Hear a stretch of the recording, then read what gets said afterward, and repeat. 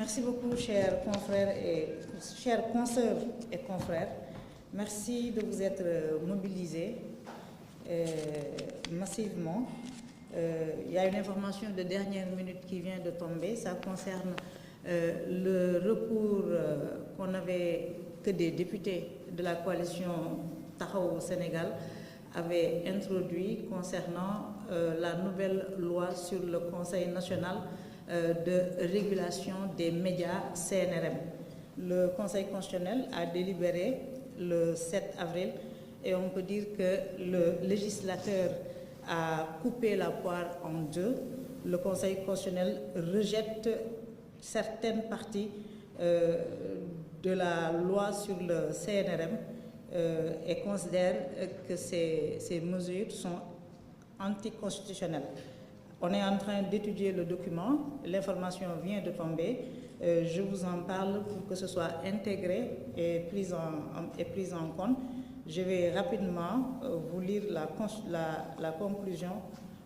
du Conseil constitutionnel,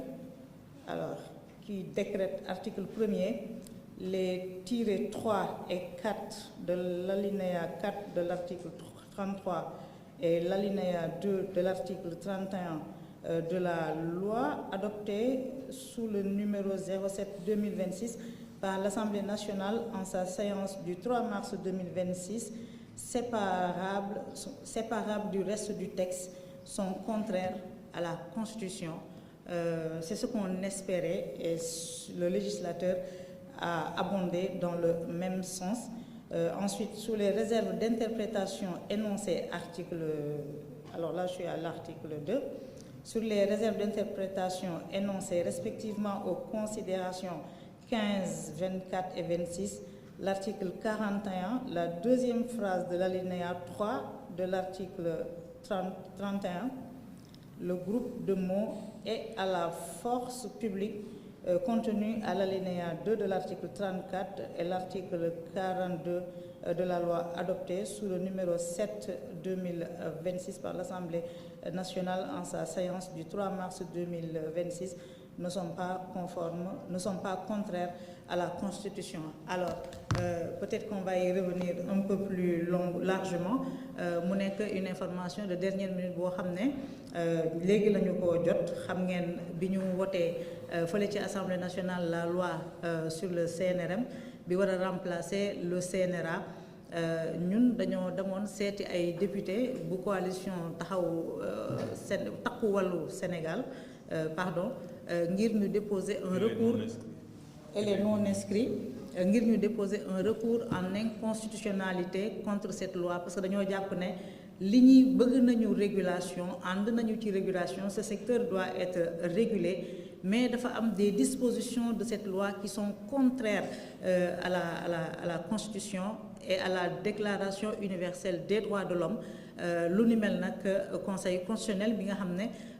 délibéré nañu le 7 avril barki démb daanaka topp nañ ñu ci gis-gis boobu ñu amoon. Il y a des dispositions de cette loi qui sont contraires à la Constitution maanaam tënkuwul ci li nga xam ne moom la Constitution wax ci wàllu liberté d'expression, ci wàllu liberté de presse, ci wàllu gestion des médias publics. L'information ñu ngi koy doog a am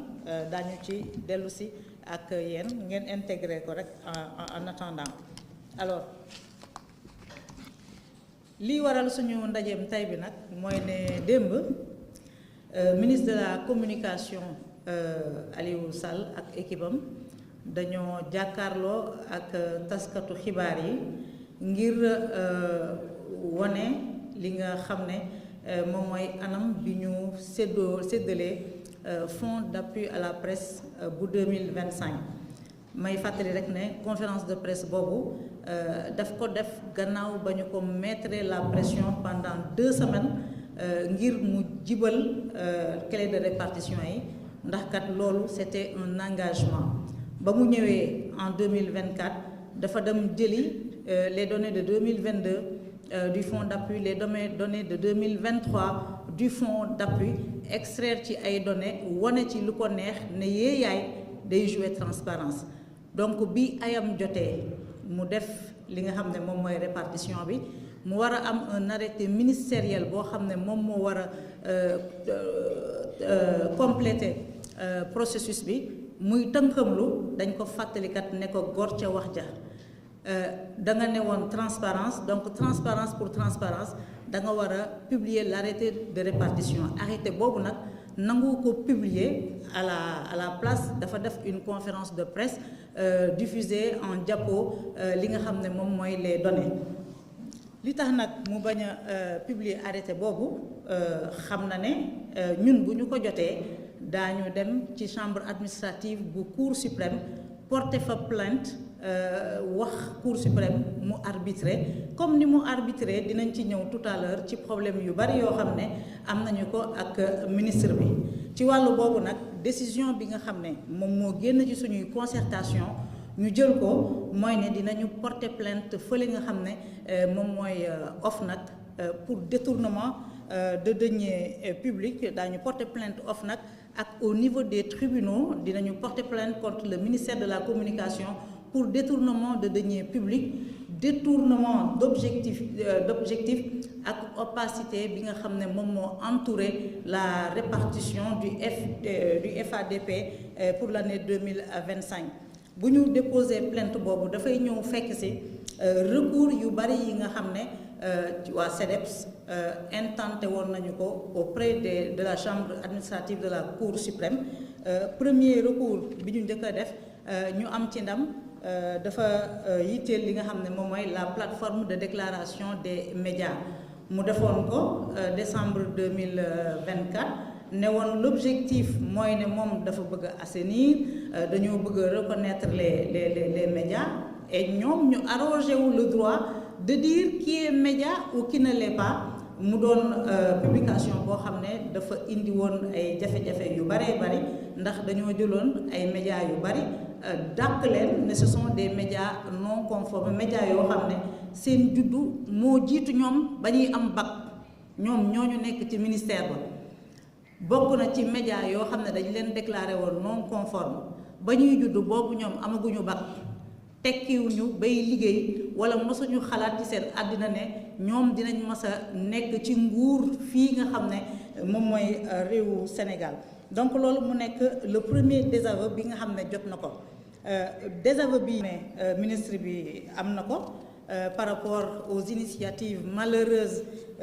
incohérentes et cousues de fil blanc yi nga xam ne moom la nekk di jël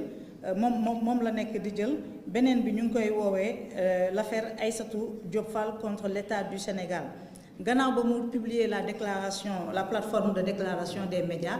mu am médias yu mu visé bu Aïssatou Diop Fall Public SN ak yeneen yoo xam ne dañ leen visé woon ci deuxième publication bi ñu defoon nga xam ne dañoo réintégrer yeneen médias yi comme 7TV Le Quotidien Sen TV ak yeneen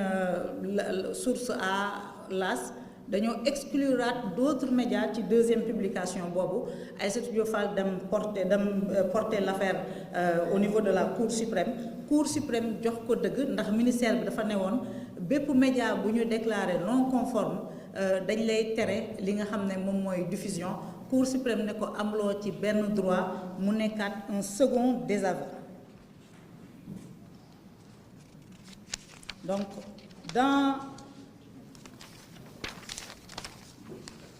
dans la mise en œuvre de sa feuille de route nag kilifa ministre bi jàpp ne la mu ba mu démarré 2024 ba tey initiative yi mu jël yépp Cour suprême daf ko désavouer pour abus de pouvoir ak non conformité. Alors moo taxoon ma ne leen sànq dinaa ñëwaat ci FADP bi ministre bi nanguwul en tout cas nanguwul sukkandiku ci li nga xam ne loolu la ko Cour suprême wax malgré que Cour suprême dàq na la plateforme de déclaration des médias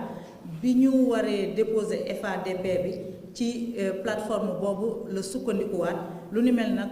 nekk lu doy waar ci état boo xam ne moom moo war a njëkk a respecter les règles donc on a un ministre qui viole les règles qui ne reconnaît pas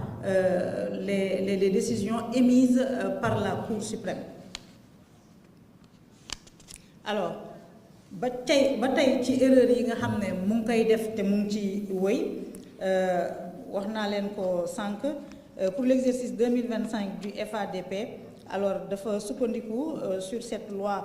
rejetée par la Cour suprême bokk na ci li nga xam ne moom la ñu nemmeeku violation grave yi nga xam ne moom la ñu nemmeeku ci liggéeyam mooy bi ñuy defar FADP bi dafa am un décret de 2021 boo xam ne moom moo organisé ni ñu ko war a taxawalee procédure yi ñu ci war a def kan moo ci am droit kan moo ci amul droit nan lañ ko war a saytoo donc article 9 bu décret 2021 boobule ministre bi tamit daf ko foulé au pied bu ñu ñëwee ci article 10 bu décret 2021 boobu di régir le FADP ñoom dañoo ne article boobu dafa ne ñi nga xam ne ñoom ñoo am droit ci fonds d'appui bi moom mooy agence de presse sénégalaise l'organe d'autorégulation muy la commission nationale de la carte de la presse wala bokk le CORED les radios associatives ak communautaires journalistes yi ak techniciens de l'information yi nga xam ne dañ leen war a former donc muy subvention boo xam ne dañu koy allouer au CESTI donc ci wàllu boobu moom ministre bi foulant au pied les règles du décret de 2021 daf ci dugal ay organes yoo xam ne ñu ngi nekk ci secteur public bu presse bu Sénégal alors